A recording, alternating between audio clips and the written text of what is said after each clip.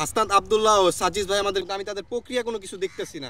আমি তাদের কাছে একটা রিকোয়েস্ট করবো যে আমার ভাই না, এখানে 114টা কবর ভাই লাস্টও ফিরে নেয়। আমার ভাইয়ের পাইছে একটা বেওয়ারি সার্টিফিকেট, পাইছে 8 মাস ধরে ঘুরতেছি পাগলের মতো, ওনাদের সাথেও ঘুরছি, ওনারাও জানে যে আমরা কত পরিমাণ ঘুরছি এটা নিয়ে। কারণ আমার কথা, আজকে আমার ভাইয়ের জিনিসটার জন্য আমি যদি দাবি জানাই, আমার ভাই না শুধু, এখানে 114টা কবর, তাদের সবাইকে শনাক্ত করা উচিত, 100% উচিত। এখানে কেউ বেয়ারিস না। এখনও বৈষম্যবিরোধী ছাত্র আন্দোলন অনেকে নিখোঁজ, অনেকের স্বজন নিখোঁজ, তাদের সাথে তো কিছু না কিছু হয়েছে।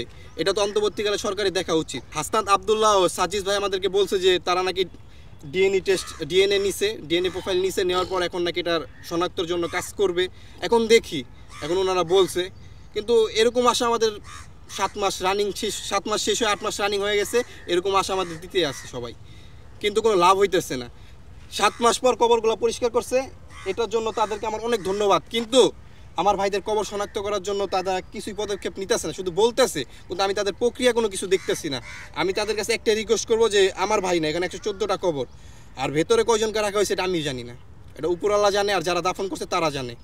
তো এই কবরগুলো কেন আজকে 8 মাস রানিং, এই অন্তর্বর্তীকালে সরকার কেন এই কবরগুলো নিয়ে কিছু করতেছে না? হ্যাঁ, আবু সাইদ মুগ্ধ ভাই, ওনারাও বীর শহীদ, ঠিক আছে, প্রত্যেকটা শহীদই বীর, প্রত্যেকটা শহীদই বীর। আর এই যে আমার ভাইরা, তাদেরকে এখন পর্যন্ত দেখতে আসলো না প্রধান উপদেষ্টা। কয়েকজন আসছে, যারাই আসে আপনাদের মিডিয়ার মাধ্যমে অনেক কথা বলে, কিন্তু বাস্তবে তা করে? কেউ তা করে না। মিডিয়ার মাধ্যমে অনেক কিছু বলতেছে যে শাস্তি দিবে, কবর শনাক্ত হবে, ডিএনএ রাখতে, কিন্তু বাস্তবে কিছু করতেছে না। আমার ভাই 18 জুলাই বাসার থেকে বেরোইছে, আর ফিরে নেয়। আমার ভাই লাস্টও ফিরে নেয়। আমার ভাইয়ের পাইছে একটা বেওয়ারি সার্টিফিকেট, পাইছে একটা ভিডিও, পাইছে একটা ছবি।